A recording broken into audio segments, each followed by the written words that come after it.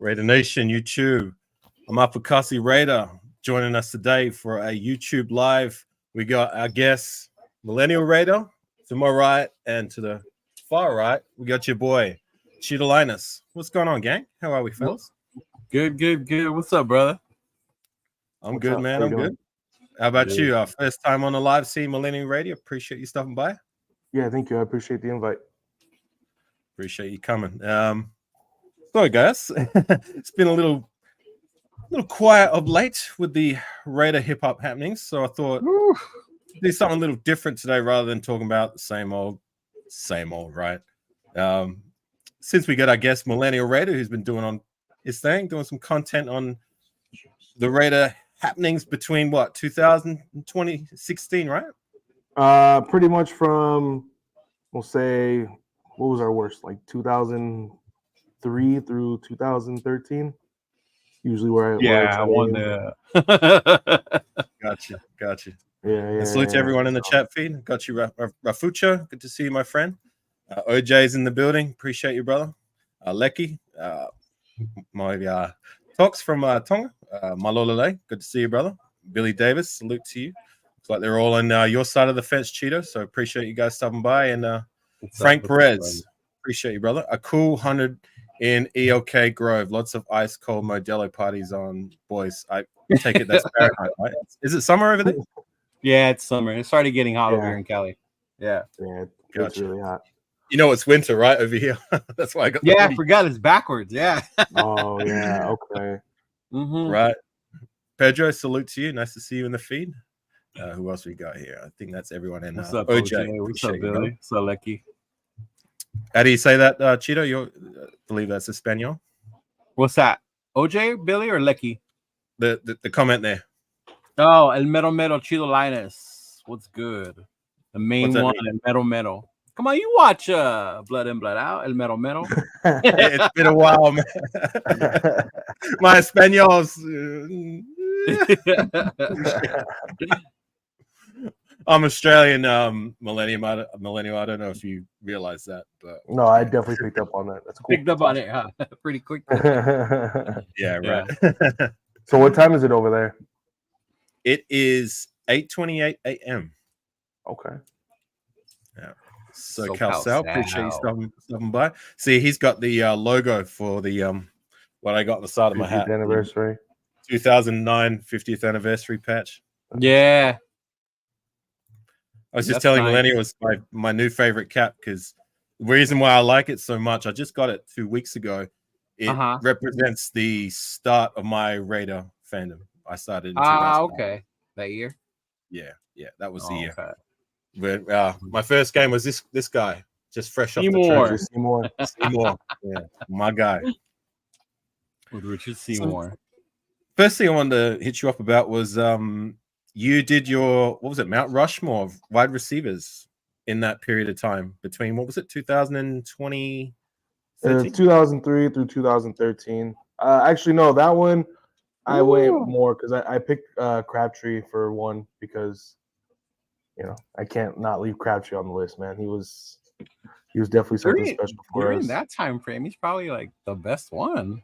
Him and the best one, yeah. I mean, Cooper was good. I feel like Cooper had a lot of drops for us. You know what I mean? He did. We never really got to see his full potential. But like Crabtree was like, almost a security blanket, right? Yeah. So you know what's funny about Crabtree? Sorry, go ahead. My bad. No, go ahead. I was going to say the funny thing about Crabtree is that do you guys remember the 2009 draft? Yeah. And yes. Many mock draft analysts pegged us to take him, and we ended up swinging for Darius Hayward-Bay. Who, in my opinion, he was a solid number 2. He never was a number 1 guy, but he gets a lot of. I appreciate that. At least, you know what? He started as a number 2 guy, and he was decent enough. He almost 1,000 yards. What was it in 2011? So for those people who say he was a complete bust, I don't see him as a complete bust. Like he wasn't the number 1 we were looking for, but as a solid number 2, he was at least that. You know what I'm saying? So, I mean, I think most of those guys just really struggled with the inconsistency of quarterbacks. You know what I mean? Like you can't That too. Larry Fitzgerald. You know what I mean? Like you're not going to be able to catch passes from Jason Campbell one week, and then Bruce Gradkowski one week, and then Carson Palmer shows. You know what I mean? Like it's just those guys never got it. But like when we didn't pick up Crabtree, and the way we got it, like I'm glad it worked out that way. You know what I mean? Because if we had drafted him, I don't think he would have the. Oh, he would have been miserable. Yeah, you know what I mean. And the way it worked out with him was just so cool because nobody wanted to pick him up. Like I think he had like a free agency meeting with Miami, and they ended up not signing him, and then we just signed him before the season started, and it was like it was it worked out. So that was pretty cool to see.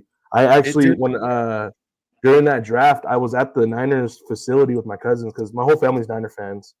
And so they're like, you won't go in your Raider stuff. I was like, dude, I'll go in my Raider stuff. Like, I don't care. So we go and we're waiting to draft Crabtree, and then we get Hayward Bay. So everybody's making fun of me, and then the Niners pick up Crabtree, and I'm just like, oh my god, this is.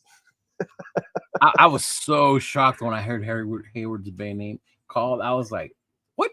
Yeah, but I mean, do you remember the reaction? Of the crowd when they announced they didn't even finish his name. I just remember they said Darius, and all you could hear was Hayward. But I mean, at that time, we could always depend on picking the fastest guy in the draft. And then when they announced how fast he was, I was like, oh, that's why they got him. Like, oh my god. I mean, at some point, like in 2011, 2012, like we had the fastest wide receivers in the league. We had Lewis Murphy, Jacoby Ford, Darius Hayward. I like Lewis Murphy, Jacoby Ford. They were fast. Denarius Moore. You're forgetting the name? Yeah, I was going to say you're forgetting Denarius Moore. Denarius Moore too. Yeah, like it was. We had the fastest receiver. They were just young. Like that was the thing. It was a fun. We never could stabilize a quarterback for that group. Yeah. Mm-hmm. They looked like they were having fun with Carson Palmer, but that only lasted for a while. Carson Palmer. I think Hugh Jackson got the most out of those guys. Like he knew what to do with that speed. Yeah. Mm-hmm. Yeah, for sure. I was more a Jason Campbell guy. Like Carson, he was all right, but his best days was when he was with the Bengals. Like he just, Well, he had a Jason Campbell run. Remember with not the Super Bowl, but that playoff run with the Cardinals where he was going off. Right. His best days was with other teams. Like I thought he did okay with us, but not. Like I actually thought it was better. Jason Campbell did a little bit of a better job. I really like Jason Campbell, but Jason Campbell had a different game. Like he was just gonna manage the game. Where, But Carson Palmer was our first gunslinger in years, so it was just nice to see him and Denarius Moore had a great connection. Like I really like that. Yeah. Put some respect on Jason Campbell's name. Come on. No, I like Jason Campbell. He broke his collarbone. I think we could have made a little run that year with Jason Campbell stayed healthy. Oh, yeah, for sure.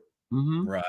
No, I agree. And just to that comment before by OJ about Hayward Bay getting, where was it? Here we go. The only thing I remember was Hayward Bay getting laid out in the end zone. Yeah, I remember that. He suffered a concussion. I think he was out for quite a bit of time after that. Yeah, he was out for a little bit after that. Yeah, it was a really bad hit. Yeah, in the end zone. He would have caught that ball, but he got blasted. I think it was the Steelers, maybe. Yeah. But yeah, that was a pretty nasty one. And salute to you, Space Beast and Money Loyalty Music. Appreciate you guys stopping by. Welcome to the stream. And that was back when those safeties could lay you out too. Yeah, it wasn't quite there wasn't quite like as many rules against like these late hits as there are now. Mm-hmm. Or you wouldn't get as heavily fined. I believe they got away with just a penalty, and that was it. I think so. Yeah. To you, 2 cents. 2 cents. But just back to Crabtree. I remember after the draft, he had a few choice words to say about the Raiders. You remember that? No, what did he say? No. I can't remember. He was like, he said something along the lines of, "I could have gone to the Raiders." You know what I mean? I'm glad they didn't pick us up, or something like that. Which is why when we picked him up in 2016, a lot of us, including myself, were like, Crabtree. I didn't forget like how he was kind of salty we didn't take him, and he had a few choice words to say. But whatever, we'll roll with him. But actually turned out, he turned out to be a very, very good Raider, right? I knew of Crabtree in college. Like, that was kind of why we wanted him. But then when he became a Niner, I kind of like whatever dismissed him. The only thing I remember from him was the whole thing with him and what's his name, Sherman. You know, the whole mediocre receiver thing. Like, that's what I always remembered. And then when he came to us, then I started liking him and seeing how good he was, and the rivalry between him and Talib. Oh my God, that was hilarious! That rivalry. Chain snatching. Yeah, the chain snatching. Yeah. And then people would always say he had a Niner jersey underneath because it was a red shirt, but it was his old like Texas Tech jersey or shirt or something like that. Yeah. Mm-hmm. Right. Yeah. No, that makes sense. But yeah, I remember that and the whole fallout from it, because he did that the first game they played in 2016. He snatched the chain, and then he had a lot of choice words, and Crabtree felt pretty slighted by it, and he felt like he had to kind of reclaim his manhood, so to say, the next time we played. So when it happened again, it turned into an all-in brawl. Yeah, I remember he blocked him all the way to the side. Marshall Lynch had to escort. It must have been 2017, right? Because Marshall Lynch had to escort Talib off the field to make sure he didn't get jumped, right? Oh my God! Yeah, it was 2017. Yeah, I was right. Like because the first time it happened, I think it was 2016, and then I think Bruce Irvin wasn't too happy about, because Marquette King, remember, like I love Marquette King, went to the Pro Bowl and did a picture with Aqib Talib, mimicking the chain snatching. Oh incident. Yeah. They got Marquette King a lot of heat, right? Mm-hmm. Yeah. Aqib Talib talked about that a couple years ago, like how I think him and Crabtree ran into each other at the mall, and it was just awkward. Like, they shook hands and they were just like, we're good. I guess they're from different sides of Texas, so it was like whole thing with them. It was like a rivalry thing with them, huh? Like deep rooted. Like, yeah, it wasn't just like a Broncos Raiders thing. It was.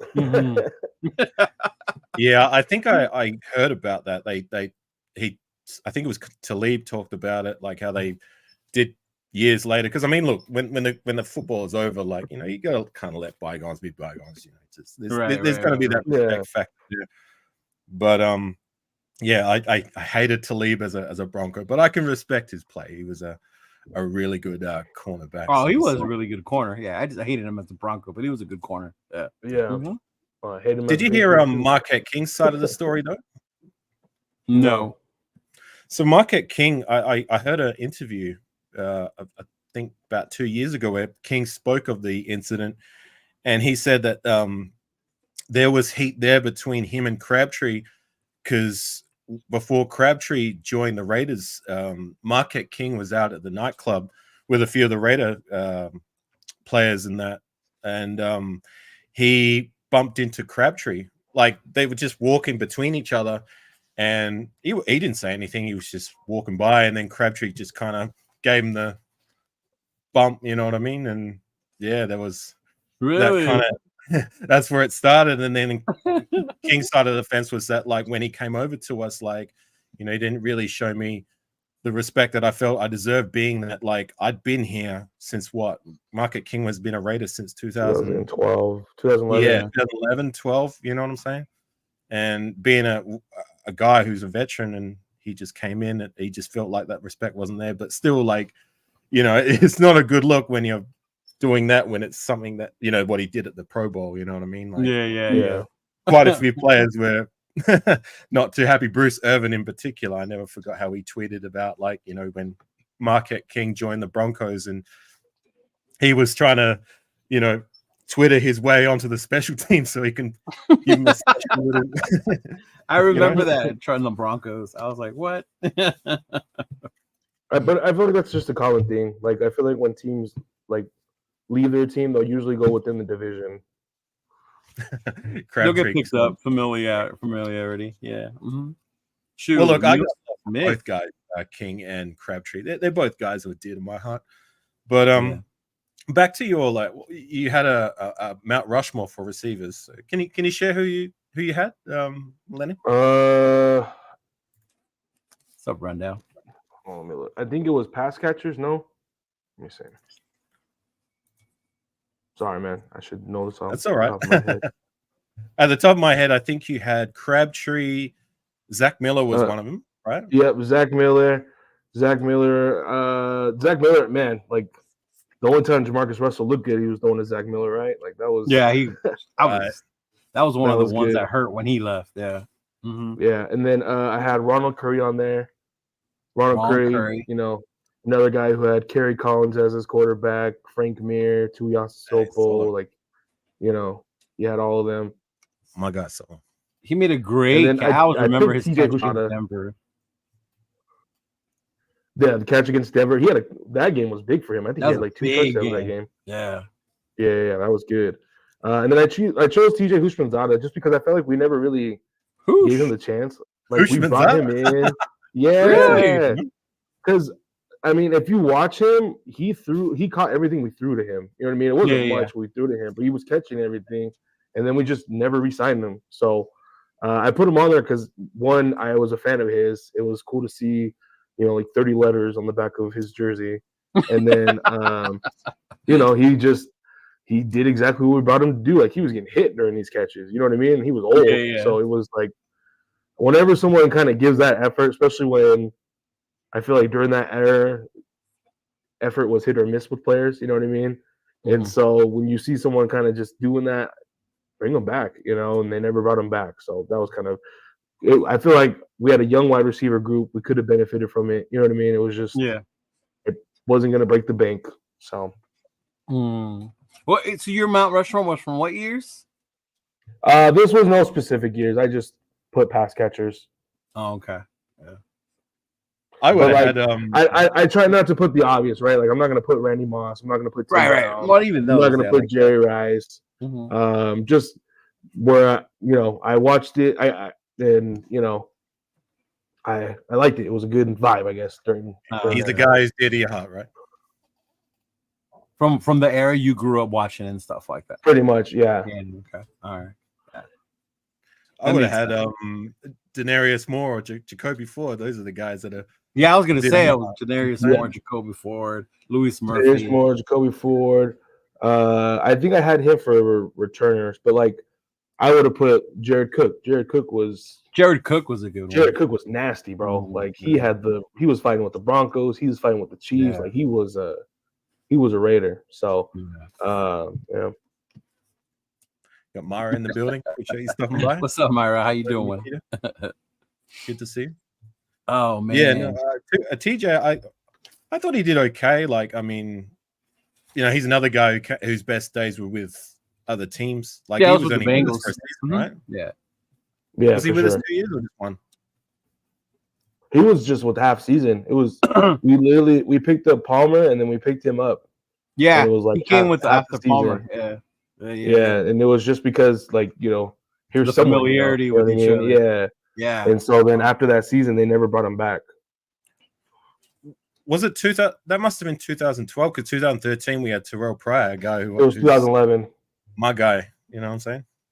Yeah. No, it was we picked him up 2011. Yeah, because it was Al Davis died in October, and then we played the Browns, and that's when Jason Campbell got hurt, and then we picked up Palmer. I remember he was here when Palmer was here, and then Hugh got let go. Right, he didn't come back, and then Hugh brought on Reggie McKenzie, and then Reggie McKenzie fired him. Yeah. Mm-hmm. Yeah. Yeah, you're right. It was 2011, so he was only with us that was his last season in the NFL. He didn't play after that, huh, Hoosh? No. Yeah. No, he was good. They had a good receiving core on the Bengals when he was there. Yeah, that I don't know if you remember, but that Chargers game, that was like Palmer's coming out party. That's when he had like 2 touchdowns to Denarius Moore. Michael Bush went off. That was a very fun game. Michael Bush. I like that team. I expected so much more from that team, especially the way we started that season. Just injuries, man. Injuries. Our quarterback, our running back, our wide receiver. The running back, McFadden. Oh my God. I didn't even know what turf toe was. Turf toe was. I was like, what the hell is this damn turf toe thing? Yeah. Yeah, that derailed our season. Like it was when we lost Campbell. I thought, okay, well, if we made the trade for Palmer, I didn't like it in later years, but I get it. I got why we did it. but losing McFadden too that season, that really derailed us. And I was heartbroken when we missed out on the playoffs that season, because we only had to win. What was it like? Against the Chargers at the end of the year. We won one game. It came down to that last game against the Chargers. Yeah. We needed the Broncos to lose, and we needed to beat the Chargers, and the Broncos lost. And but we laid a goose egg in that last game, right? So I feel like Hugh Jackson finessed us in that trade. Like, so I was going to ask about that. So I wasn't into all the social media stuff back then. I just watched the games, but I would hear that a lot of the locker room, like Hugh lost the locker room, and that's why he was let go. That they didn't play for him that last game. That people were already like packing for the off season and stuff like that. Yeah, I felt like he had just like, it was just a tough time, right? Al Davis died, so there was nobody really in charge, right? So I feel like he thought he was like gonna take over. And like, because I used to sit right where they warm up, and I would get like vibes from people, and like his vibe was crazy. Like he would just be like, hi, everybody, and just like and I'm like, all right, cool. And so, but like by the time we were done paying off the Bengals for that trade, he was like his second year back with them. Yeah. You got all the draft picks from us. Because we gave up what two first rounders? It was a first round and then a second round. But if we made the AFC Championship, that's right. Okay, it was we'd get a first round. It would have been 2 first. Yeah. Okay. Yeah. Right. Because that led to that 2012 draft. Oh my God! Remember when we didn't get to pick to like the very end of the third round, and that was because the NFL gave us a pity compensatory third round. Because if we didn't get that, we wouldn't be picking to what round 4, and we ended up selecting like at the tail end of third round. I just remember watching that draft and being like, waiting. I was like, can we pick already? And when we finally pick, and we pick up who? Tony Bergstrom. Oh my God, is that what we got? Oh jeez. Oh my God. Fruity West Side, my guy. But yeah, look, I mean, I guess my fondest memory of Hugh, and I brought this up on a few lives, is that post Al Davis game. I'm sure you guys remember that. Oh my God, the week that Al Davis passed away, and we played the white hot Houston Texans. Remember, that was when they were right at the peak of like, they were pushing for a Super Bowl. This is when Matt Schaub was elite. Yeah, well, Matt Schaub, like, say what you will when he came to us, he sucked when he was a Raider. But when he was with the Texans, he was considered at his best, possibly cracking that top 5, at the very least top 10 quarterbacks in the league. They had Andre Johnson. They had, who was that elite edge rusher that they had on their team before JJ Watt? Mario Edwards? No, Mario Edwards was a Raider. Mario something, right? Oh, Mario Williams. Mario Williams. I believe Arian Foster was on that team. So they were a good team. Andre Johnson, he was up there with Calvin and who was the other cat? Randy Moss, as being like the top 4 wide receivers in the game. Andrew Johnson was big. You know what I'm saying? So we went in there into Houston, like all fired up, you know what I mean? For the obvious reasons, losing our Godfather, Al Davis, RIP.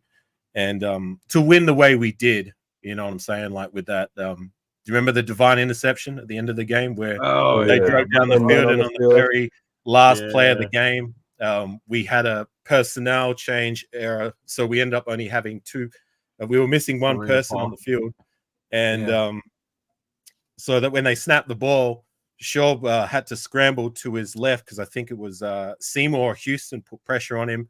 And then as he scrambled to his left, Tyvon Branch came off his assignment. He put on extra pressure, and Schaub lobbed it into the end zone towards one of his receivers, who was open for a minute. But then Michael Huff came out of nowhere, snatched the ball, intercepted it in the end zone, and what would go down as a very famous play and a famous victory for the Raiders. But I just remember also the scenes after the game, and I've shared this openly that I bawled my eyes out after the game. I did. I'm not gonna lie. Yeah, for sure. You know what I mean? And seeing the scenes of Hugh Jackson on his knees and all the players, like, they were all upset about it. That made it all emotional, and like especially the call from Greg Papa. I never forgot that. You know what I'm saying? So I don't know if you remember this or heard of this, but during that next game was the Cleveland Browns game in Oakland, and all season ticket members, Mark Davis gave us all extra tickets to like bring someone to the game. Oh, really? It was pretty cool. So like it was tight. I got to bring my dad. Like people were just bringing their family members, and it was like a very cool game. So it was a weird time, but yeah, that game was pretty sad. And that was the first game in Oakland after Al's passing, right? Yeah, that was the first game in Oakland after Al's passing. And was that the game against the Browns? Did you say? Yeah, that's the one where that's the game we lost Jason Campbell, right? Yeah. Damn. Yeah. We were looking good. We had the weirdest years, man. I'm telling you, that was like 2021 all over again. Oh God. Do you remember when the game after that happened? So we made the trade for Carson Palmer, right? Yeah. But like Carson Palmer, he still needed to get up to speed. It was unfair to expect him to be able to suit up and play straight away, because I believe he only had a couple of days before the game was played the very next week against the Kansas City Chiefs. I was at that Chiefs game. The only Raiders quarterbacks we had at the time on our roster, I believe Pryor was there, but he still needed development. He was a rookie, right? Was that the year we drafted Terrell Pryor? I want to say he was, because I met him as a rookie, so it might have been that year. You're on mute, Millennium. Yeah. But who was the other one? Kyle Bowler? Yeah, Kyle Bowler. And did we have Matt Leinart too? We had all three of the USC quarterbacks, right? We didn't have Matt Leinart. I think that was a year later. I don't think Leinart cracked the roster, but after preseason. But I just remember the very next game when we played Kansas City in Oakland, and so we needed Carson Palmer. We needed to give him a bit of time. So yeah, he was there. He suited up, but like on a whim, we threw in Kyle Bowler. I'm like, okay, I'll give this guy a chance. And my God, dude, that was Big Six. One of my least favorite Raider memories, and probably the worst performance from any quarterback I've ever seen suit up for the Raiders was Kyle Bowler in that game. Yeah. Man, it was terrible. It was so bad. We took him out at halftime, said, like, Carson, you got to go in. Like, it's just go get some reps in at least, man. And I think it's Carson's best series. He threw a pick, didn't he? He threw a pick. They both threw a pick six. They both threw an interception. Yeah, right. I was in Oakland for that game, and we got to go. We were part of this club, and we got to go to the headquarters every year, and we would meet players and stuff like that. So we asked about Carson Palmer, like, hey, is he gonna play? What's going on? And then he came out and he talked to us.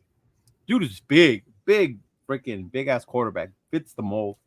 And then remember we had asked him like if he was gonna play. He said he was gonna try. He was just off the couch. Need to learn the playbook. And then when in Bowler the game was on, I remember how horrible Bowler was. And then Palmer came on, and then he was just bad too. And I was like, oh my God, that was probably one of the worst Raider games I've been to. Was that one, man? Oh my God. I remember that game for all the wrong reasons. Yeah. Mm-hmm. Do you remember that I was Eagles so game? hyped. Huh? Oh, my bad. Sorry, my bad. Go ahead. I was so hyped going because it's against Kansas City, and my brother's the Chiefs fan, so it's a big rivalry in the family. So just being able to freaking be there, and then for them to whoop our ass the way they did, oh my God, it was horrible. It was horrible. It was. That comment there from Anthony, our Raiders Vegas announcer is all right, but we should have begged Greg Papa to follow us to Vegas. No other touchdown Raiders. Oh, but he wasn't gonna leave the Bay, bro. Yeah. He would have loved being in Vegas, bro. Yeah. Yeah. No. Do you remember why he got fired? No, I never knew why. Mark Davis, didn't he? So what happened is, I'm actually making a video on it, but so in 2015 when we were looking for a head coach, Mark Davis interviewed Mike Shanahan, who is like has a rivalry with Al Davis. Like Al Davis hated him, and Greg Papa and Al Davis were like really good friends. And so Greg Papa went on the radio and just, was criticizing Mark Davis about, why would you do that to your father? Why would your you father bring didn't like Shanahan? that, man. Yeah, like, one, you're not going to hire him, so why are you even entertaining the idea? So then Mark didn't like that. So like I guess for over 2 years that Greg Papa did an interview on this. For like 2 years they were taking his access away. They're having to do less stuff. And then 2018 they just finally just cut ties with him. So damn, I didn't know that was why. Yeah. Sucks, dude. I love Greg Papa because like me growing up, the Raider games weren't televised, so I had to listen to it on the radio, and that's my memories. Do you remember the guy they brought in to replace him? Oh God, he was awful. The creeper, the guy that was. I don't know. I only get to hear CBS telecasters, so I don't know who the local one was. Papa back for God's sakes! This guy sucks. Who replaced him? Oh God, his name begins with an M, I believe, but it just wasn't the same. It was horrible. Yeah. Not the same vibe, not the same not energy. The guy that they replaced him with now, who's currently doing the play calling or the commentary, he's actually pretty good, but it's not up to Greg Papa. I like the guy that took over when we were in Vegas. What was his name? I don't know. Yeah, I just remember the guy with the jackpot. He would say jackpot, baby. Oh, that guy. Yeah, that's the guy I'm talking about. Jack. Him?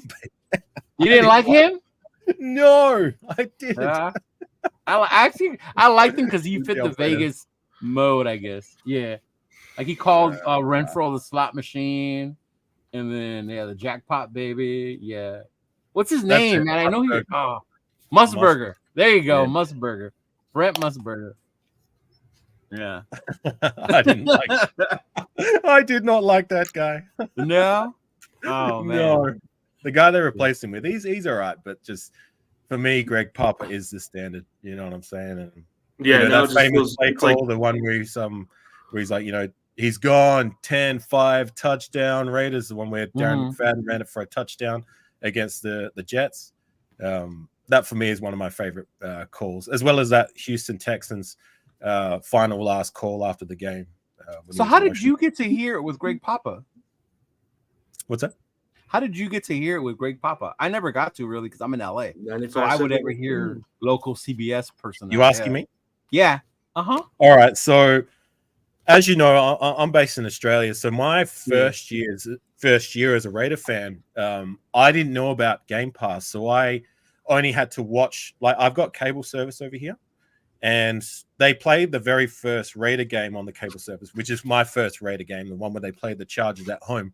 But outside of that, like, I wasn't, I didn't know that there was a thing called Game Pass until 2010. So the way I used to have to do it was I used to have to go online and listen. At the time, they were playing the play calling on, it might have been Raiders.com, but like I was able to listen to the games as long as I listened to it live. So there was quite a few games in the 2009 season where I was just listening to it via Greg Papa. And that's how I was able to listen to him calling the plays. Cool. And then 2010, when I found out there was Game Pass, I was like, I'm there, you know what I mean? Because I want to watch like every Raider game. Because at the time, like, they were barely playing Raider football on the cable service over here. It was always like the Patriots, the Packers, like, during that time, Cowboys, all these teams I don't give a shit about. Oh well, good times. What was that first Mount Rushmore that you did? Was it pass rushes? Let's see. I think it was pass rushers. No, it was running backs. Okay. Backs. That one I did. Darren McFadden. I did. Darren McFadden. Justin Fargas was on there. Oh my God, you had Fargas on there? Yeah. I had Lamont. No, I didn't have Lamont Jordan on there. I had Charlie Garner on there. Oh, Garner. Okay. And then what was it? Coughlin? I didn't put Napoleon Kaufman on there. I should have. I should have put Michael Bush on there. Oh wow! I'm surprised you didn't put Kaufman. And Tyrone Wheatley. When was Kaufman's last year as a Raider? Maybe like 2000. Before we got Garner, right?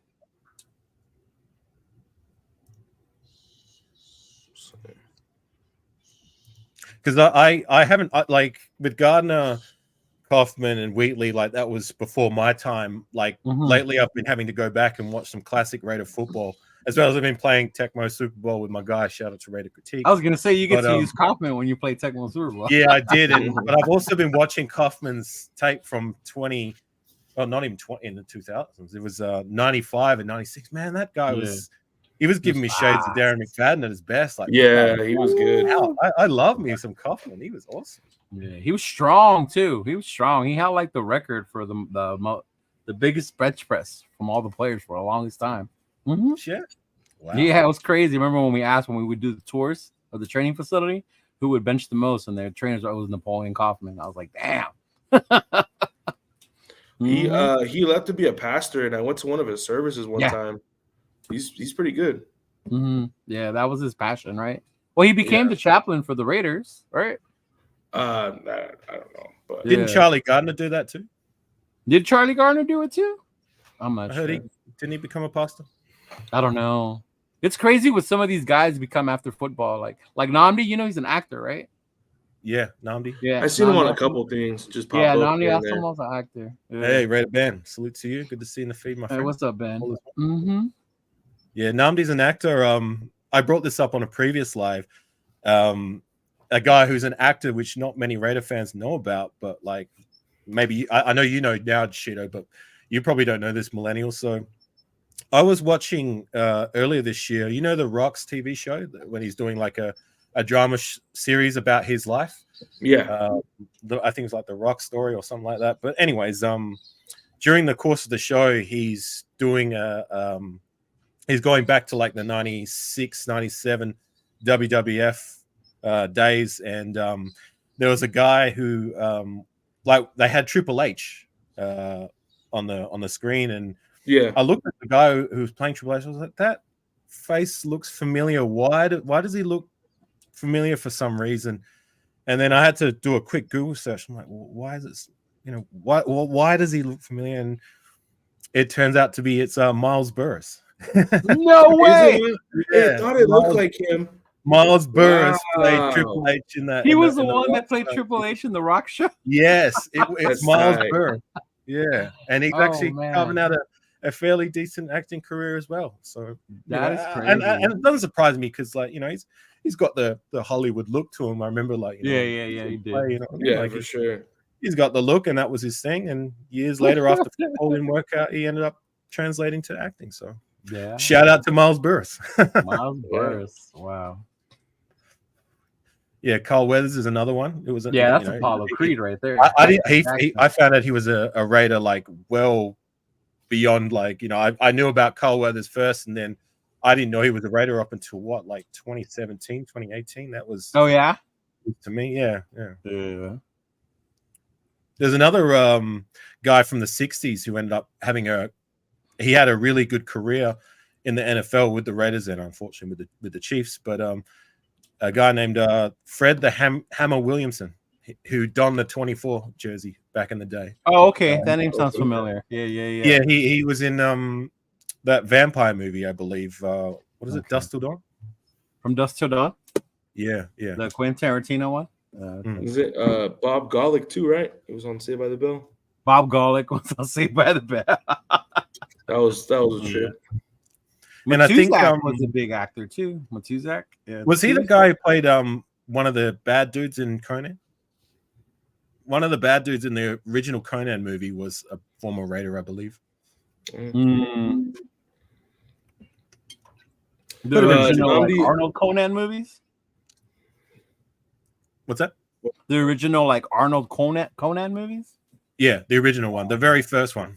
I think he was the guy with the big sledgehammer, or either that or the tall guy, but whatever. Like, we've had a few former players who were actors, as well as Olympians, which I didn't know about. You know what I mean? Like James Jett and that. During that time, we had a lot of Olympians: Willie Gault, James Jett, Alexander Wright. Yeah.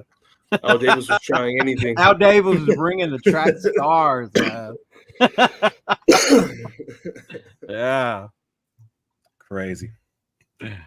That affinity for speed, right? Oh God, yeah, he did. Yeah. James Jett was fast too. I remember him because that was Hostetler's deep threat. James Jett. Yeah. Mm-hmm. They may not have panned out in real life, but when it came to the video games, Madden and Tecmo. Yeah. Well, with James Jett, he was more of a number 2, so that was his job. He just went deep. That's all James Jett ever did was go deep. Right. Yeah. Timmy Brown, Mr. Raider, was number 1, right? Yeah, Timmy Brown was the route runner, the specialist, and James Jett just went deep. So you had go ahead. So what is that code 2 cents is talking about? 144DBFAB code for Raiders. Code for Raiders versus Bills Tecmo Bowl. Couldn't beat it like I did when I was a kid, but I will in due time. Before my time. I'm a Tecmo Super Bowl 3 kind of guy. So yeah, you're playing 3. Yeah. One was the cheat code because you had Bo Jackson and Marcus. Yeah, Bo. Yeah. Yeah. Yeah. Ben Davidson is the other one. That's the one you're talking about in Conan. Yeah. Okay. Right. Gotcha. Yeah, I thought so. Millennial, I know you said you had 50 minutes. It's getting up to the 50-minute mark. Did you need to shoot or? We can go a few more minutes.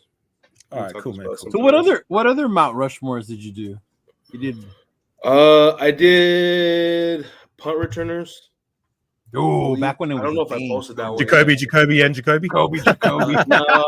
I did Jacoby. I did Chris Carr, Johnny Lee Higgins, Philip Buchanan. Okay.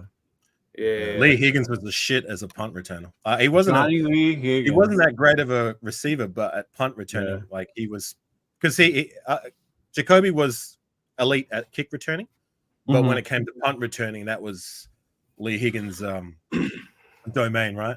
According to Greg Papa, Johnny Lee Higgins wasn't like the sharpest tool in the box. Like really? I think he was just like a very good athlete. I think the playbook, like sometimes it just got like tough. So I mean, hey, you can't teach speed, right? So right, that's as a punt returner, you just need to get past the first 2 and you're gone. Yeah. Do you remember when he took that one back to the house and he did that like backflip to celebrate? Yeah. But one of my least favorite memories with Higgins, in my first year as a Raider fan, when our wide receiving core was pretty lean. Do you remember that segment, Come On Man? Do they still do that? Come On Man? No. You know what? No. Did they? No, they don't do it no more. Yeah. Right. But back in I believe it was my first year as a Raider fan. It could have been the year before, but I just remember one of the Come On Mans was one of the Raiders games, and he had 2 wide receivers to the right, and I think it was Lee Higgins and Chaz Sheelans, and they both were supposed to run a scissors route, and instead of going like that, they both like went upfield and ran into each other. Each other. And I think he threw a pick. I believe it. 10 years later, Derek Carr, who was it? Devontae Adams. Renfro and Devontae, remember? Yeah, they all run into each other. It was that, but it was worse. They called the same play. Oh my God. I can see them doing that too. That's so our funny. Receiving core was so slim back then, especially if Johnny Lee was out there. Yeah, yeah, you had Chaz Schilling and Johnny Lee starting receiver, but Chaz Schilling, I remember that because he wore 81, so I made a big deal. Like, but you're gonna wear 81, you better play right. Yeah, for real. Oh, Renfro ran into Devontae. Yeah, there was a miscommunication. That was what was that 2021, wasn't it? No, 22. That was Josh McDaniels. That was 22. That was McDaniels. Yeah. That was one of the that was man. That game was fun. And the blown lead games of McDaniels because we were up. That's by like 21. That's when Derek Carr threw his 100 touchdown pass and Devontae Adams threw it in the stands. Oh, was a 100th one? Yeah. Yeah, that was. Oh man, did they ever get that back to him? Bro, if I'm a Chiefs fan, I'm not giving that back to him. Right? I would have made him pay. You know how in baseball they pay you for I don't know. You know, like if it was Patrick Mahomes, I'm not giving it back to you, bro. Screw you, man. That was when Devontae got fined, didn't he, for running into that cameraman? Yeah, running into the camera. No, whatever. The cameraman got in his way. It's like you're supposed to clear. Devontae was frustrated too. He was frustrated. Yeah, it was a bad time. Yeah, indeed. Tackled him. Yeah. So I'm gonna take off right now. Thanks for joining us, Millennial. Before you go, can you share to the people where we can find you? At Millennial Raider for TikTok, Instagram, YouTube. For Instagram, I'm giving away a signed Shane Lettler jersey, so make sure you join that giveaway. A signed who? Shane Lettler jersey. Oh yeah, Lettler. That's what's up. Yeah. So it's on one of my pin posts. Make sure you join it. Thank you for having me. Appreciate you, Millennial. Right now, you go enjoy the rest of your evening, and for those who haven't already, if you can go throw him a subscribe as well as follow him on Instagram. I've got the links in the description down below. So appreciate your time, Millennial. You have yourself a good evening, and we'll catch up soon. All right, take care. All right, Cheeto. Hey, take it easy. Nice meeting you. Please. See you. All right, Cheeto. So cool when interesting Mount Rushmore's. That's what I'm saying. They're interesting when you make them off the people you grew up watching. You know. Yeah, it's a little different than you go, oh, how are you gonna leave out so and so? Like, yeah. So who would be your I don't know, Rushmore of running backs from 2000? Well, we just had this discussion last week, and we got some shit because I wasn't including like Kenny King, and because I didn't see them play. So for me, yeah. So for 2000s, I would probably have to say McFadden for sure. I like McFadden. Garner, Charlie Garner. Mm-hmm. I think Latavius had a good couple years with us. Latavius Murray. Yeah. Latavius Murray. Yeah. And then Josh Jacobs. To me, Josh Jacobs is like one of my top ones anyway. Yeah. Mm-hmm. Yeah. I would say, I would agree with that list. I can't include Charlie because he's before my time, so I never watched him play. Tyrone Wheatley, another guy, didn't watch Tyrone Wheatley was one. Lamont Johnson, was he a running back? Lamont Jordan? Yeah. Was he running back? Yeah. I again, same applies. I can't include him because he's before my time, but if we were to include fullbacks, I'd have those three and Marcel Reese. Marcel Reese was good. Yeah. I like Marcel Reese, especially because he was not a typical fullback. We would move him to tight end in Madden. Me too. I did that too. I would move him to tight end. If you put him at fullback, you can at tight end, you could utilize his receiving, and his rating would get bumped up to like into the 80s, right? Yeah, it would. That was funny. It would get up there. Uh-huh. What did he say? Elvis Whitehead? Who's Elvis Whitehead? I have no idea. I do not remember that guy if that was a player. Me neither. Mm-hmm. He also did one. Hard one to make a Rushmore would be quarterbacks in that time. All right, shoot. Who would be? We went through so many. It's like, oh my god. Go on, shoot. Who would be your Rushmore since 2000? Oh man. I mean, obviously Carr, but I mean before him, I think one of my favorites was Bruce Almighty. He was one of them. And of course, Jason Campbell. Jason Campbell was another one. Yeah. I wanted Tuiasa Sopa to do good, but he never did. Like, I don't know. I was one of those guys that wanted to believe in Tui, and he never came through. Mm-hmm. And then of course Rich. I saw Rich Gannon. Yeah. Mm-hmm. Yeah. You got to have Rich at the top. Yeah. Oh, for sure. Yeah. You were blessed to be able to watch Rich Gannon at his Raider Prime. Again, that was before my time, but I've heard the stories. So he would be there. Carl would have to be there. Jason Campbell, to me, I've heard a few times. To me, his best days as a Raider was.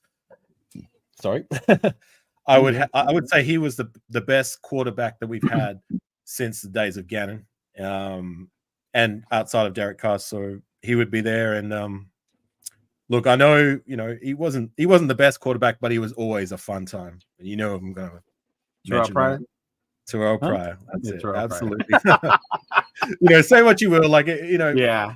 It was, I don't know, like a car accident. You'll never like take your eyes off because it was always fun. You know what I mean? Whether it it was be players or whether it be fucking up. You know what I'm saying? Yeah, it wasn't pretty like that Pittsburgh game that we won. It wasn't a pretty game, but we won that one. Yeah. Right. Salute to you, RGB, Gannon, and George. Oh my God, Jeff George, that dude. Whew. Yeah, that was one of those guys with the gunslinger with the cannon that Al loved, but he didn't pan out for us. Yeah, but he didn't really pan out anyway for the NFL. He was number 1, number 2 pick. He was supposed to be bigger than he never made it. Yeah. I used to put him on my Super Tecmo Bowl team. You could trade players, and I remember getting Jeff George and adding him to the Raiders. Oh, really? Yeah. Well, I've been playing, as you know, Tecmo Super Bowl 3, and Jeff Hostetler is the quarterback in that game, and I hadn't heard of the Hoss up until I started playing Tecmo Super Bowl, and I've had to go back and watch. And there's another name, Zach Crockett. Yeah, he was Zach pretty Crockett good. Was I another hear one. the stories about him, but Hostetler is in that not quite elite like Rich Gannon. But he was actually pretty good back in the day. That's what I tell people. An appreciation for the Hoss, so he did his thing. The Hoss got us in the playoffs. Won some games. I got to see him win a playoff game in the Coliseum. We beat Denver. Yeah, moved on and got our ass whooped by Buffalo. But yeah, but no, yeah, the Hoss did his thing, especially because with the team that we had. Yeah. That's why Hostetler is one of my favorites. That was my quarterback growing up in the 90s. Was Hostetler. Right. Yeah. Who was the other guy that was on our team that season? He was like 40 years old. He was the other quarterback that we had on the roster. Vince Evans? That's it, Vince Evans. 40-year-old Vince Evans. I watched a game recently where Vince Evans had to come in. I believe it was against the Eagles, where we beat the brakes off them in 1995. And I remember seeing him and Hoss kind of having an embracing moment on the sideline. Yeah. And I had to look at the Hoss. I was like, wow, he has a striking resemblance to Goose from Top Gun, because he had the shades and the mustache, the nose, yeah, the movie star look. Yeah, I like the Hoss. I've grown an appreciation for Hostetler. Vince Evans was one of those journeyman backups. He was our backup forever. Right, 40 years old, he's coming in as our backup. Yeah, shit. Oh my God! But no, yeah, the Hoss was one of my favorites. Yeah, him and Rich, of course, Rich Gannon. Yeah, he did Mount Rushmore for pass rushes. So maybe I'll ask you that question. Pass rushes, 2000s. Yeah, so I think millennials pass rushes was Tommy Kelly was one of them. Okay, Beck Kelly, Khalil Mack, Crosby, and Derek Burgess. Oh, okay. So I would say, what would be yours? It would be obviously, Mac, Burgess for sure. Obviously Max. There was one. Who was there was an edge that I really, really liked. I don't know if he was 2000s. Anthony Smith, was that his name? 94. Oh, the murderer. Is that him? Yeah. Yeah, him. Yeah, that's right. The murderer. Yeah. He was one of the edges that I liked. Yeah, I didn't know he was a murderer until me either until you brought it up. Recently. Yeah, somebody shared that in my chat feed because we were talking about. I was playing Tecmo and I was like, I watched a few games where Anthony Smith was doing his thing. Pat Swilling was another guy I actually liked a little bit better. Pat Swilling, Bruce Irvin. I like Bruce Irvin. The little time he was here. I got excited about Bruce Irvin. Yeah, he was the Robin to Khalil Mack's Batman, but I didn't know him. Anthony Smith was a triple murderer, wasn't he? Yeah, it was great. It was crazy. I saw that. I was like, what? I had no idea about all that murder stuff with him. Yeah, we're not going to talk about that. He was no. But no. And then I like Seymour, but he was more an interior presence than really, Yeah. I got excited when we got Richard Seymour. Like he brought that toughness with him. I always remember when he hit Roethlisberger. I'm in the face. Yeah. Mm-hmm. Yeah. No, RGB, obviously Howie Long, but we're talking about 2000s. Yeah. Yeah. This is post Y2k, so since the millenniums. I mean, there's so many elite rushers before then, like Howie Long and Greg Townsend, Lyle Alzado. The list goes on, but just after 2000 is what we're talking about. So yeah. No, my favorites were Greg and Howie because that's the ones I grew up watching. It was Greg Townsend and Howie Long. Yeah, you got to have those guys there. But Howie Long, even my brother who's a Chiefs fan now, but when we were growing up, he liked the Raiders. Howie Long was his favorite player. I still have yet to watch a full game where Howie Long was playing and at his prime. So I'm gonna have to go back and watch Howie Long at his peak. But my Mount Rushmore after 2000, the top three is the top two are pretty obvious, like Mac and Max Crosby. Derek Burgess just before my time, but I know of his greatness. He was the fourth guy. Oh God, I'm tossing up between Lamar Houston and Richard Seymour. No, okay. Maybe I'd have to go. Houston. I was kind of sad he didn't stay with us. Yeah.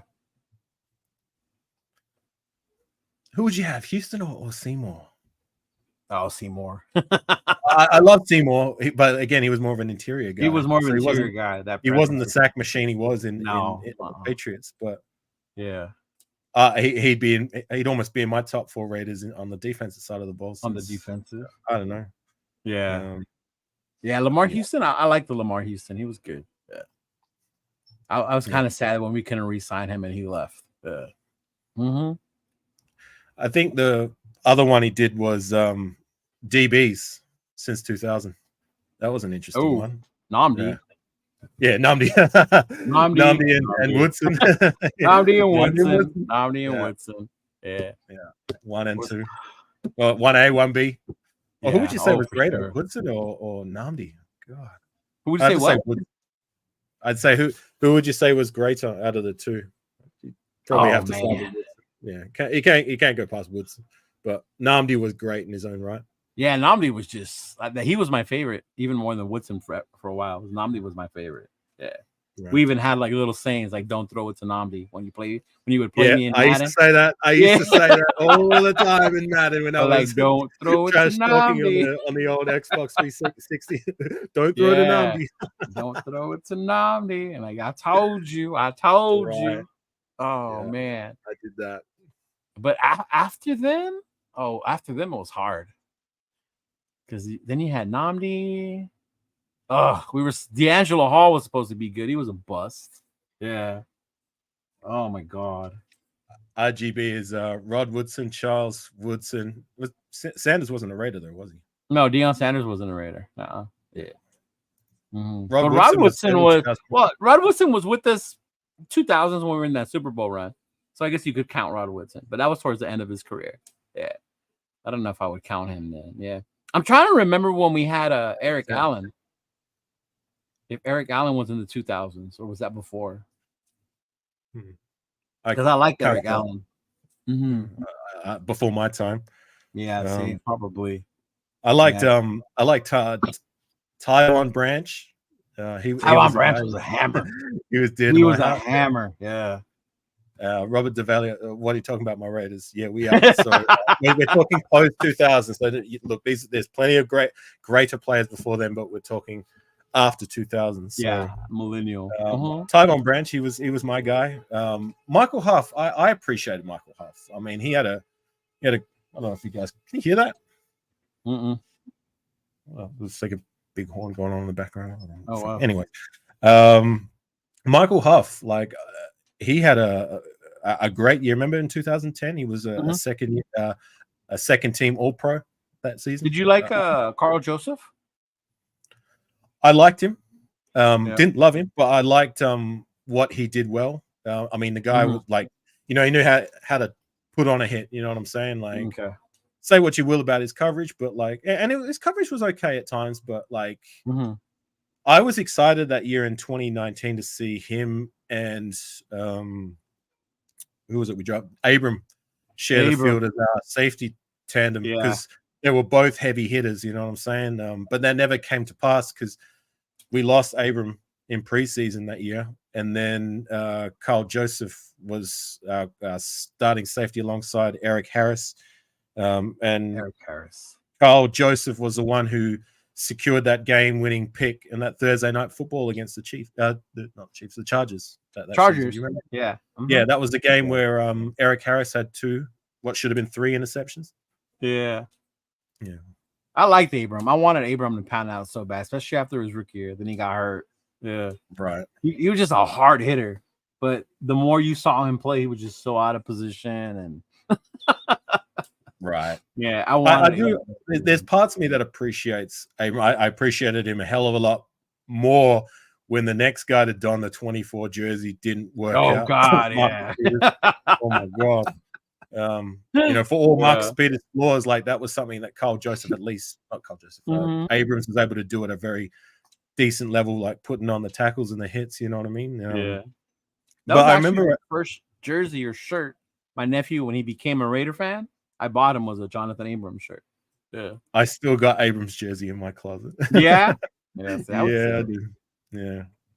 But, there's old players like that I watched growing up that I'll still rock their jersey.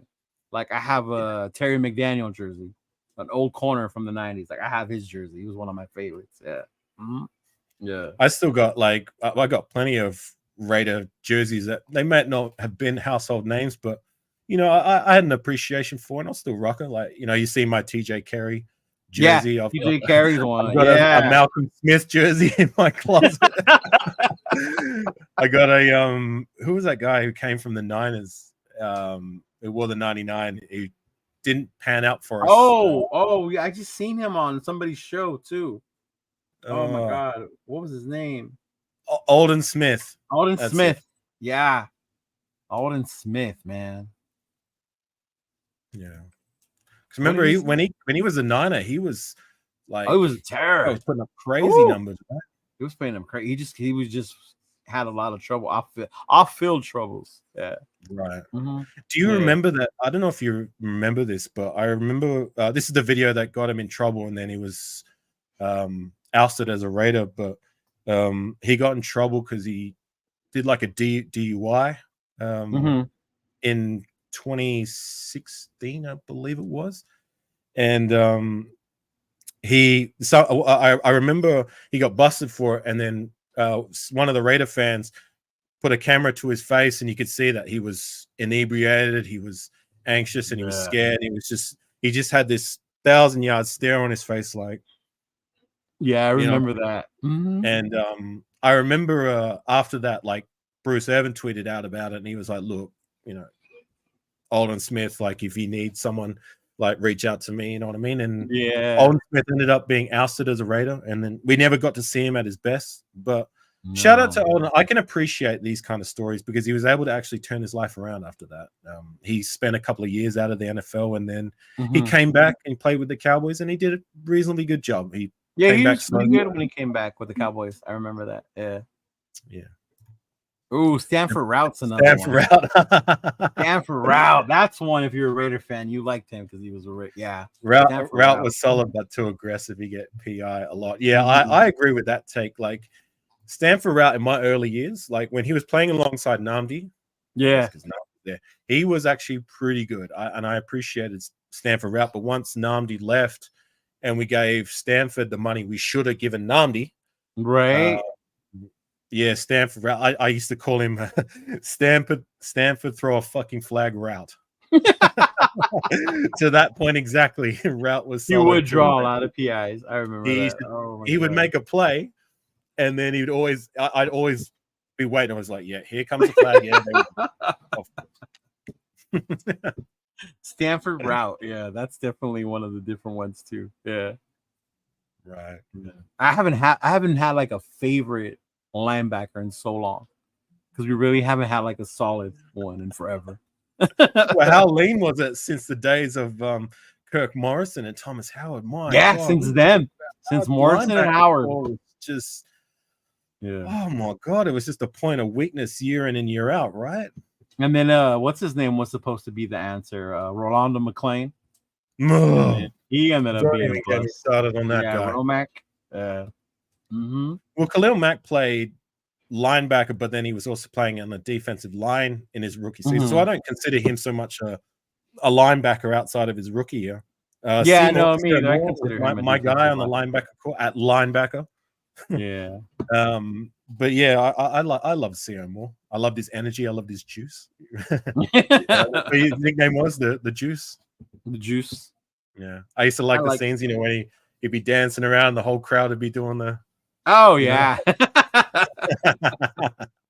And see, and that's what I miss. You don't see that in they don't do that in Vegas.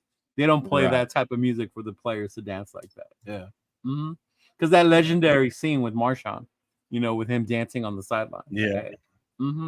Yeah. Sierra Moore was doing that just before we had Marshawn Lynch in the door. But yeah, that game in 2017, man, I thought we were going places after that game, right? Remember I thought we were. We were beating because that was the year after we made the playoffs, and that was when Derek Carr got hurt. And then we came back 2017. I thought it was a reboot. We're going to go all the way. You know what I'm saying? And the first couple of weeks we were looking good. That was the game where we beat the brakes off the Jets at home. Yeah. And I thought, we're rolling. You know what I mean? Like everyone was happy. The scenes in the Coliseum, Marshall Lynch doing the dance. Doing the dance, yeah. The very next week was that ill-fated Washington game. Oh my God, the one on Sunday night? Oh, that was horrible to watch. I know. Oh. Was that Kirk Cousins that lit us up? I believe so, yeah. Kirk Cousins, but because remember there was the whole kneeling and standing incident where Marshawn Lynch sat on the sidelines, and at the time, remember we had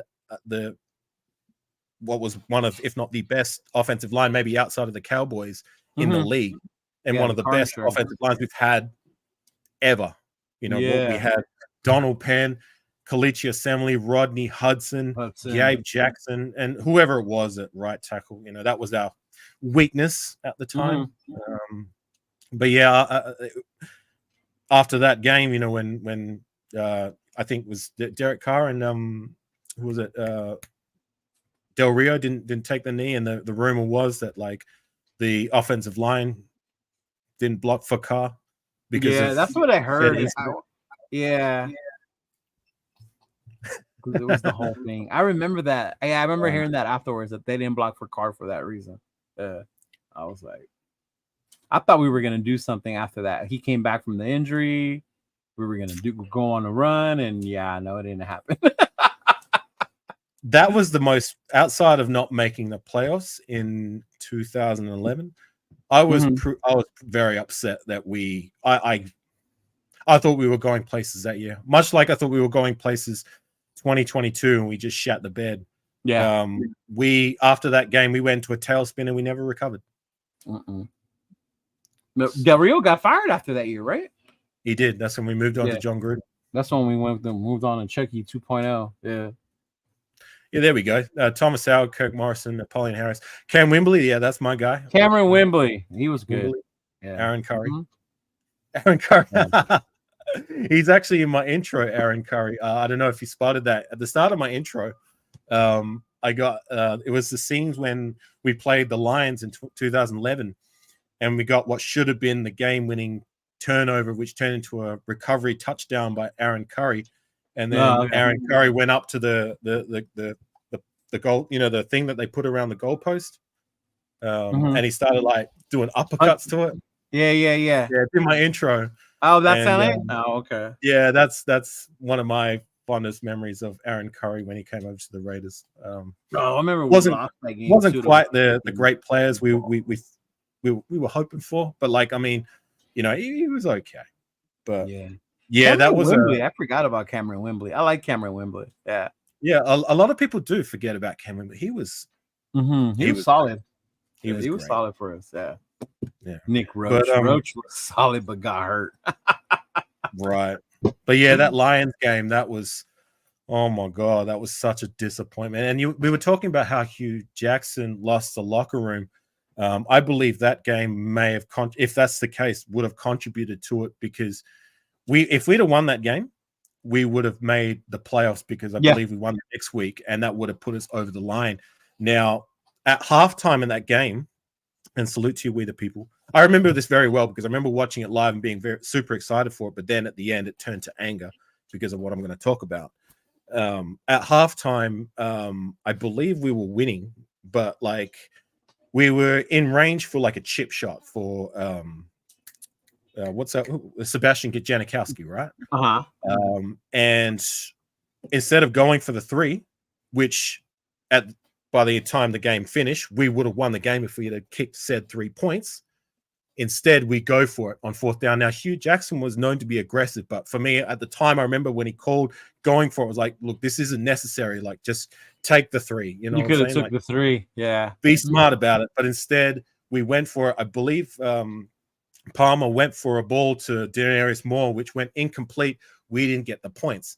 Now, I was just talking about the Aaron Curry when we had the turnover and we ended up like scoring a touchdown. But then on the last drive for the Lions, I think they were down by 2. And again, like if we'd have kicked that 3 points, we would have been been up by 5. They needed a touchdown. You know what I mean? Like, or however it worked out, like if he'd have kicked the points, like we would have won. But anyways, was we down by 2? No, I think we were down by we were winning by 5 in the last drive. So it would have worked out if we'd have won. But anyways, back to the last Lions drive of that game. The Lions was deep in their territory. They were 3rd and long. And what happens is it was Stanford. Stafford. Matthew Stafford. Yeah, he was their quarterback. Yeah. He threw a deep ball upfield. We were in a cover 2 shell. And that was when they had Calvin freaking Johnson in his prime. Running the seam up the middle. And who do they have covering him one-on-one? Rolando freaking McClain. So he was able to connect on that, that deep ball, which put them right in, red zone range. And they end up scoring the game-winning score and winning by 2 points. Yeah, you know what I'm saying? It brings me back to if they'd have kicked that field goal, we would have won the game and gone to the playoffs that year. You know what I'm saying? But like those 2 plays specifically, like how do you have Calvin freaking Johnson one-on-one with Rolando McClain? Like, whose bum idea was that? Yeah, no, I remember that. I was so mad that game. Oh my god. Oh my god, that was such a bad one. Terrible. And you could just see it once Megatron caught that ball over the middle. I was like, they're gonna win. They're fucking gonna win. They're gonna win, and they did. Oh my god, that was bad. That was bad. It was bad, but like I still, and I guess the reason why I wanted to do this, with this kind of live in the off seasons, is that like these times they might have been bad at the time, but like I like to go back and kind of reminisce on some of my time during the early mid 2000s, early 2010s. My early days of Reddit. Like, yeah, we struggled, but like there's still good memories for me, so to say. You know what I mean? And that's when you're a true diehard Raider fan, because you remember those little moments. Even in the 2000s, when you guys haven't won in 40 years or whatever. But during that 2000 stint, like you have those memories of those good games that we had, the moments where we had the playoff push. Just a couple of plays here and there, we could have made it. Yeah, right. But that period was we were a fun team. Like we had playmakers like speedsters across the board. As well as I thought our defense was I liked it. You know what I mean? It was decent. Our defense was decent. Tommy Kelly, Richard Seymour, Kirk Morrison, Thomas Howard, Lamar Houston, Michael Huff, Tyvon Branch. You know what I'm saying? Tyvon Branch was he was one of my. I liked him. Yeah, Tyvon Branch, 33. Yeah, Millennial was telling me off cam that was one of his favorite Raiders of all time, and I appreciated Tyvon Branch. Me too. He was quite good. That was my favorite safety duo. duo, not like one play, because we did have some season where we had Charles Woodson. You know what I mean? Yeah, like yeah. The best safety we've had in my time as a Raider. Mm-hmm. Yeah, I like Tyvon Branch. I don't know why, but like just last night I was doing some YouTube search on Tyvon Branch, and one of the things that came up was, do you remember the game against the Buccaneers in 20? The one in Tampa? No, I think it was in Oakland. Okay. And this was the game where Doug Martin ran for 250 Oh God! Okay, touchdowns. Yeah. Oh my God, he killed us. Yeah. Oh wow! And it brought me back. I was like, I remember that game, and I remember Doug Martin. He broke up the field, and Tyvon Branch was the last guy in defense, and Doug Martin gave him the big stiff and ran it to the house. I was like, oh God. Oh my God, I can't remember that game. Yeah, the Doug Martin game. Oh Jesus. He went on to be a Raider in time, didn't he? But he didn't do much. Eventually, he ended up coming to the Raiders. Yeah. Right, when his best days were behind him. Oh with yeah. The Buccaneers. Yeah. Yeah. It's your Rebel. I see you in the building. No, what's up, Rebel? Yeah. All right, Cheetah. Well, look, I know you got your live starting soon. So when are you starting? At 7:30. 7:30. So you still got an hour from now? Yeah, about almost a little under an hour. Yeah. Yeah. Mm-hmm. Well, look, I appreciate your time. We have been shooting for an hour and 30 minutes. I don't know. One last one before we get on up out of here. Mount Rushmore for, what am I going to think? Tight ends since 2000.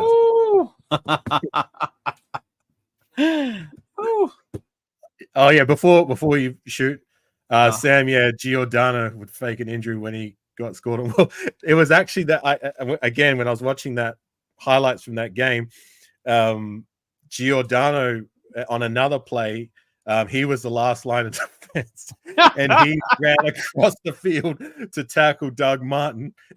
He ended up slipping, and he just see Giordano on the ground like, holding his oh leg. my God, Giordano! He like put a hand yeah, it's funny you bring up Giordano and faking injury, because I saw that. I was like, how did he hurt himself? He just slipped. Oh my God! Oh my God! Oh my God! Oh man. But anyways, tight ends. Go for it, Cheetah. Zach Miller. Of course. Zach Miller for sure. Damn, what's that other? This is a white boy. I can't remember his name. Oh, I like Doug Jolly. Okay, Doug Jolly. I like Doug Jolly. Doug Jolly was another one, and then the dude that came from the Rams. We just talked about him earlier. Carr had a big year with him. Oh, wasn't he a Charger? That was Jared Cook. Was it the Rams? Jared Cook. Yeah. Mm-hmm. Yeah, Jared Cook, and then Waller. So Jolly, Miller, Waller, and Cook. And Cook. Yeah. Mm-hmm. Gotcha. Yeah. Mine since, well, I never got to see Doug Jolly play, but mine since 2009. Waller, of course. Zach Miller, of course. Jared Cook, another one. I'd be tossing up between Brandon Myers and Michael Rivera. Michael Rivera was good. I like Michael Rivera. Yeah. Not quite as good or great like those other three, but like it was still pretty good. Like, and in my time as a Raider fan, he'd be that next man up outside of Brandon Myers, who actually had a really good year, 2012. So was it 2012? Yeah, Myers wasn't really utilized as much as I thought he should have been at times. He was more of a blocking one, but yeah. Yeah, because we had Zach Miller as our number one during the number course one with him. Brandon Myers' days as a Raider. I think there was one year we had Kevin Boss, who was yeah. No, we went through our spills. I remember we drafted one out of Ohio State that was a bust. Ricky Dudley. Oh my God. Oh, okay. So much hype out of that head, dude. Coming out of Ohio State, fast, big. I actually watched that draft class. Yeah. Well, because I've been watching Bendering 95 season, so I went to 96. And I just as a bit of fun, I went on YouTube and I was like, "Where's the draft from 1996?" And I found it. And I have no idea who we drafted or what happened or what transpired that year, so it's still new to me. So I watched that draft. We were picking like middle of the first round, but we ended up trading up and drafting that cat. Who was the guy you said? Dudley? Ricky Dudley. Yeah. Who would be a Raider for what, 3 years? And 3 years. Yeah. Horrible. So much. Rivera, hype. Clive Wolford, same thing. Well, Rivera, I think, did better than Clive Wolford. I would say Rivera was better. Clive Wolford we were hoping to be the guy, and I thought he showed flashes of potential in his rookie year, but then come sophomore year and beyond that, he never took that next step. No, and we'd already moved on from Rivera. But Rivera's best days as a Raider was like, when we had him as the guy in 2013 and 2014. Yeah. But he was a 5th round pick, and I thought he did reasonably well, I never forgot that touchdown pass he caught from Matt Flynn, of all people. That was the game when Matt Flynn lost. We ended up kicking him out the door. But that game, Matt Flynn threw his last touchdown at the Raider to Michael Rivera in the end zone. And I remember seeing Michael Rivera celebrate. He was like doing the trumpet, and then he was doing a little dance like this. And then the camera pans to his sexy and fly sister. Rivera, the actress, she ended up passing away tragically years later. But she came out. She was like in the VIP booth, and she come out to the balcony. She was like, "Yeah, fuck yeah." And she had the Raider jersey on. I was like, yeah, hell yeah! I remember that. Rivera's sister. Yeah. Very tragic what happened to her. Yeah, it was. Yeah. All right, Cheetah. Well, look, I won't keep you any longer. I really appreciate you coming on with us, and everybody in the chat. Sorry I didn't get to more comments. I'll read out this comment. Miller, Waller, Meyer, Cook, Wolford. Yeah, well, I wouldn't have Wolford personally. I thought his rookie year was decent, and then after that, he didn't really pan out. But yeah, or even the one that went to the Saints. We found out he had some sort of cancer. Yes. God, why is his name Foster Moreau? Foster Moreau was good. I like Foster Moreau. Yeah, I like Foster. Yeah, I'll tell you. I'll give you one last take before I let you go, because I know you got to get out of here. A guy I had high hopes for, who we didn't spend too much draft capital on him. Like, he was a 7th round guy, but I saw flashes of like, wow, I think this guy could be good. But he didn't work out because of injuries and that. David Osbury from USC. Oh, Osbury. Okay. Yeah. I remember preseason he was doing some things. I remember on one catch and run, he showed some speed, much like Waller, and did like a fend off. I was like, wow, like this guy has got some talent. But unfortunately, injuries cut his Raider football career short. So but anyways, Cheeto, I appreciate your time. Share with the people where we can find you and what you got going on. Find me, on Instagram, on YouTube, my channel, Cheeto Linus. As you see it spelled right there. Just type it in that way, and you will find me on YouTube and Instagram that way. Yeah. Sure. Thank you, Cheeto. And you're going live.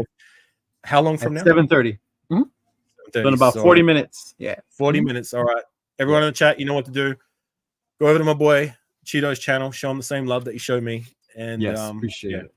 Appreciate it. All right, gang. Well, that's it for now. Thanks everybody for joining the live. A shout out to Millennial who joined us and was able to share some takes. And if you guys could follow him and subscribe to his channel, that would be appreciated. Raider Nation for life. Win, lose, or tie. You know what time it is. It's Raider Nation till we watch. Raider Nation till we die. Raider Nation till we die. All right. Peace, chat. Catch you on the flip side of the show.